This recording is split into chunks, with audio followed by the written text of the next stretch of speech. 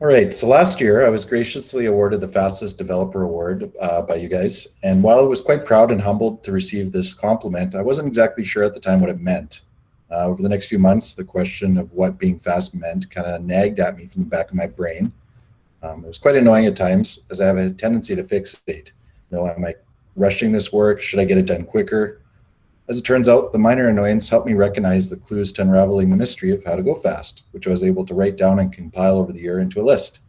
Okay, so Jordan referenced this article, Speed as a Habit, on a few occasions. If you haven't seen it, give it a quick read as it's quite interesting. The article was kind of the catalyst that inspired me to take these notes and put them into a talk.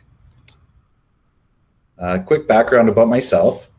I was very hyperactive as a child. I spent the vast majority of elementary school in the hallway and even had my desk moved to the principal's office for a portion of a year. I couldn't sit still, nor could I focus, and needed constant interactions with my classmates to keep me engaged.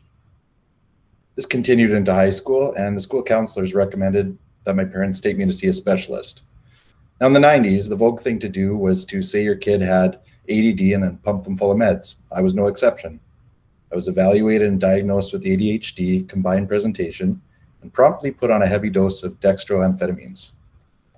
The meds did as advertised. I became highly focused and a model student. I continued my prescription for the better part of a year, but it became unsettling and kind of unsustainable. I was a shadow of my former self, a boring zombie who's no fun anymore, as my friends described me. I was pretty sure they were just upset they couldn't laugh at me doing stupid shit anymore. Either way, I eventually quit taking the legal meth and instead used the knowledge gained by understanding the symptoms of my disorder to conquer it instead. This diagnosis is a temporal affliction, inability to focus for long periods of time, poor impulse control, constantly changing tasks, blurting out thoughts, and an aversion to doing things that are tedious or time-consuming. As it turns out, all these so-called flaws can be harnessed to make great tools for make for a great software developer. So, throwing all humility out the window and indulging my ego for a bit, I'm going to consider myself an expert on this subject with the hope that some of you might find one or two of the things that I say useful, and you can maybe make them applicable in your journeys as developers. First step of being more effective as a developer is to understand how your body works and to learn how to take care of it.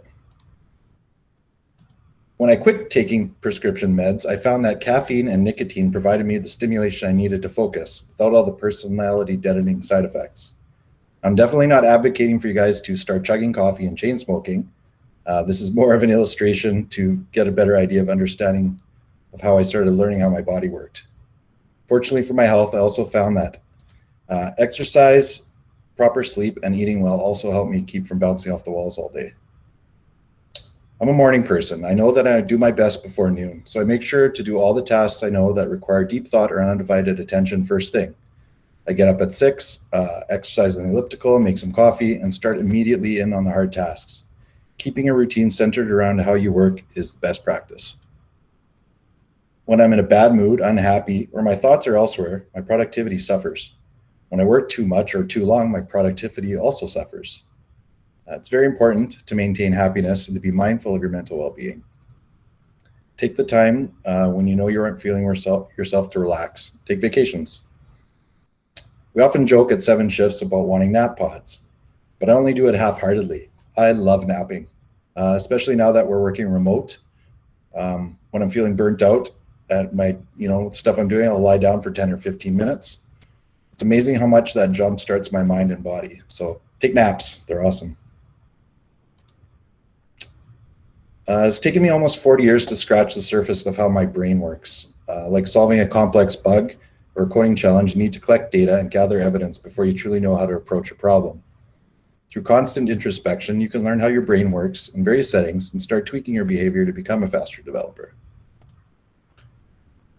The biggest challenge I've faced in my life has been crippling tendency to constantly procrastinate. Don't procrastinate. For me, this is near impossible.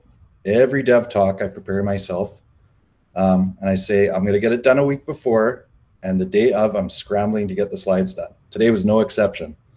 I've learned to recognize that when I feel myself avoiding a task, it's usually indicative of some underlying symptom and not the task itself. The natural aversion to doing work is a signal that something is broken. Is the task repetitive? Have I done it countless times before? Automate that shit.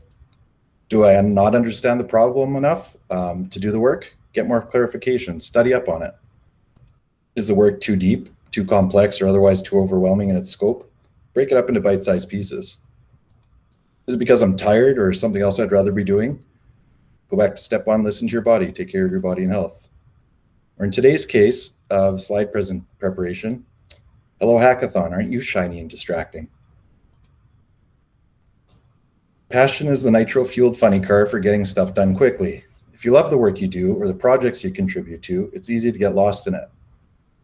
Time stretches, bends, melts away. And when time isn't moving in this flow state, your passion makes putting in the extra effort to improve the relationship with your craft easy and obvious. Love what you do or do something else. Speaking of being in the zone, when you're able to get in that zone, make sure and remove all distractions. Turn off Slack and email alerts, ignore doom scrolling on Reddit, tell your kids if they come into your office and tell you one more time about how their sister won't let you on the Minecraft server again, they're grounded.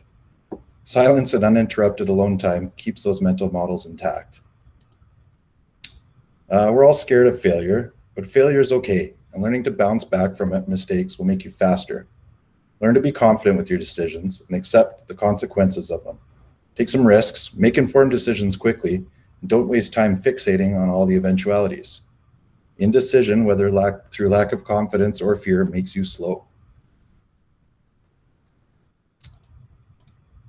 Yeah, I fixate on things frequently, and usually it's only on tiny insignificant things that I usually have no control over. But sometimes I'm infatuated by more serious concerns. I like to call this shiny object syndrome. These obsessions usually end up being a giant time sinks, which result in one or more unfinished projects being added to my garage, aka the project graveyard, aka where dreams go to die. In my work, this can manifest through finding new technologies or trying just to be just a little too clever in a solution I'm writing. It's a matter of survival. I've learned to recognize I'm headed down a rabbit hole. Don't discount these meanderings or temptations completely, though, as more often than not, they can lead to wonderful new discoveries. Just be conscious of how much time you spend on them. The last phase identified in my notes on improving your ability to move quickly is by understanding and adapting to your environment. This includes your tools, your code base, your domain knowledge, technical understanding, and relationships, and how each of those things interact with each other. Our ultimate goal as developers is to deliver value to our customers through the software we write. At 7 Shifts, we aim to achieve this quickly while still maintaining a high level of quality and reliability. This ultimately equates to a trade-off between doing it perfect and getting it done. In my personal life, I go through these phases where I am deeply bothered by mess and clutter in my house. It gets so bad that I cannot do anything else but think about it, to the point where that is all I am doing. I have four kids, 3 of which are teenagers, and teenagers are really gross and messy. This need for perfection in my home is unsustainable. I've had to learn that we as a family can be happy and highly functional while still having things out of place. And I've been able to apply this to my coding practices as well. Sometimes it's not pretty, but it works and it makes the customer happy. Don't get stuck striving for perfection. The balancing act and the pace in which our product evolves over time inevitably leads to the creation of tech debt. That debt is natural and provides many opportunities to challenge and keep improving. Keep a ledger of that debt and make sure you're constantly paying it back. Piled up debt will slow you down. Your domain is where you live. Learn it, love it, and treat it with care. Take the time to really understand what you're working on. If you know the mechanics and nuances of how something works, you can fix it and change it more readily. Also, be mindful of the changes you're performing and make sure that to leave the domain better than how you found it. Memorize the handbook for your domain. While tackling your debt, discovering solutions to new problems, you will undoubtedly start finding patterns and themes in the domain. Use those as opportunities to consolidate common principles, create abstractions of ideas, and even refactor code. Simpler equals faster. Keep refining and simplifying the language of your domain. Your tools are the channel from your brain to the problems you're working on. If your connection is laggy, it'll become a bottleneck and prevent you from moving fast. Learn hotkeys and shortcuts for your IDE. Make sure your dev environment works and know how to fix it when it does break. Generate boilerplate, automate things, Keep your blades and tools sharp. So I've worked alone as a self-employed developer for the bulk of my career. It's forced me to learn how to move fast and get stuff done quickly. Having a team of like-minded colleagues to work alongside of at 7 Shifts has shown me that the most important influence on the speed of any one contributor is the team. Strong teams make you faster. Working closely on problems and having frequent discussions encourages teams' knowledge to keep flowing, and also, in my case, it keeps my tendencies to drift in check. Consume your colleagues' knowledge frequently and also share your ideas readily. Pair and share often. Competition can also yield increases in speed. Seeing a teammate successfully crush out great work, an actual competition, or some arbitrary metric I've personally decided to judge myself against internally can push me to strive for improvements and often results in helping me eliminate tendencies to slow down. Ignore your ego. It just weighs you down. Be open to criticism and seek out feedback. Ask for help when you're stuck, and respectfully challenge your peers when you're unsure and confident that things could be changed. Be thorough when you submit your PRs. Read over what you did and make sure your contributing is clear and meaningful and that it delivers as intended. I'm my own worst critic at times, but I can leverage that painfully upsetting trait for good instead. Take that same diligence and apply it to your colleagues' work when reviewing. Slow is fast. Go fast and break stuff. This is kind of a worn out thing, but there is truth to it. When you have a team of superstars behind you, challenges are less daunting. Don't be scared to take risks. Make sure they're calculated, but take them. Know you have the knowledge and the skill of your team at your disposal to help identify failures and their ability to help you correct them quickly. Fast is faster. Take risks. Thanks. That's it.